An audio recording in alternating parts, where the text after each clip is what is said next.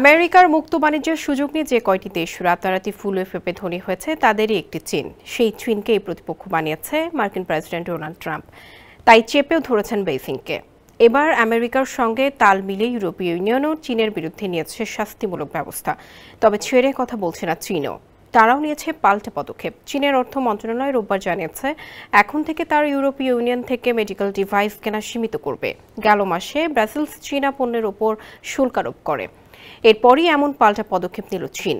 এর আগে ইউরোপীয় ইউনিয়ন জানিয়েছিল মেডিকেল ডিভাইস কেনার পাবলিক টেন্ডারে চীনের অংশগ্রহণ সীমিত করা হবে। ব্লকটির অভিযোগ, চীনে ইউরোপীয় প্রতিষ্ঠান ন্যায্য অধিকার পাচ্ছে না।